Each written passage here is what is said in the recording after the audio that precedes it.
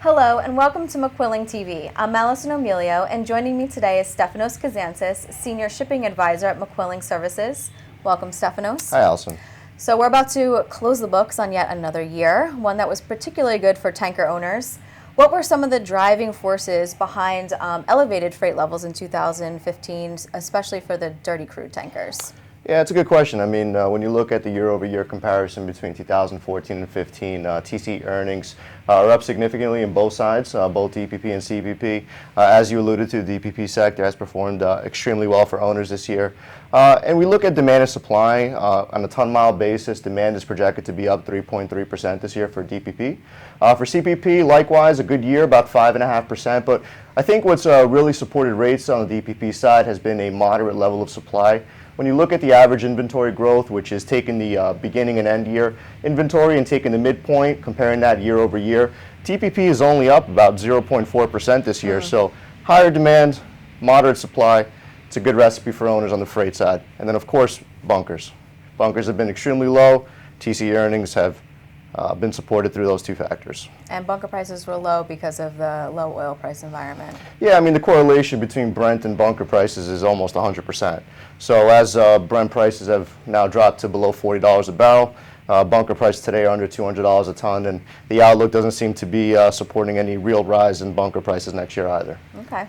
Well, we're curious to know how McQuilling Services' January forecast from the tanker market outlook stacked up against actual market levels. Yeah, I mean, as analysts, the end of the year is an interesting time. We have to kind of look back at what we said at the beginning of the year, see how we did, and go back to our clients and present our results. So this year, we're happy to say that both on the DPP trades, we forecast 9 trades this year. We're tracking within 2% of our forecasted levels. The only trade that was actually above 10% was TD1. The rest of them are all under 5%. TD3 at the beginning of the year, we forecast world scale 63. As of today, I think it's world scale 62.6, so that looks to be pretty dead on. On the CPP side, good performance overall, slightly off from our DPP results, but we're still tracking within about 10%. So overall, a pretty good year. Yeah, those are really impressive statistics, actually, and I can only imagine that it's very difficult to forecast tanker market rates. So can you tell us a little bit about what goes into McQuilling Services' methodology? Yeah, so I mean, we're quantitatively driven as analysts, so we look at obvious demand and supply factors. On demand, we look at ton miles as our variable. In order to calculate ton miles and allocate it to the different vessel classes, we use sources of data from the IEA, GTIS, and others, and then we allocate it using our proprietary fixture fraction data. And then we use variables like production, consumption, refinery capacity, net imports, and regression modeling to kind of see how those variables will influence demand going forward. On the supply side, we look at the current fleet and then, of course, the order book, take into consideration expected deliveries and deletions for net fleet growth. Once we get those numbers, though, we got to make some adjustments for different utilization scenarios, repair and maintenance, lost time and weather. So we do that for each tanker sector, and then we look at how they behave when run on a regression model against one another to forecast freight rates.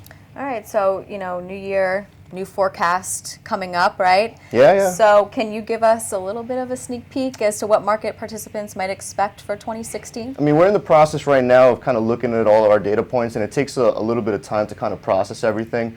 But on the demand side, we see similar drivers that influence the markets this year, kind of repeating themselves next year.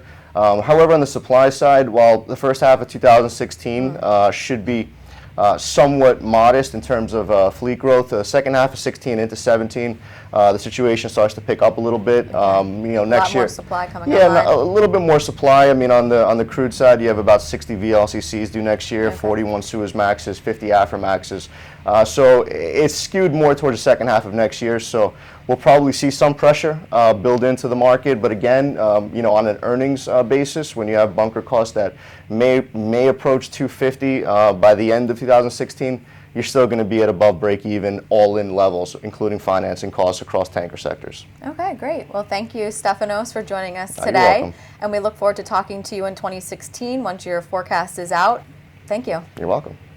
And that wraps up this episode of McQuilling TV. I'm Allison Emilio. Thanks for watching.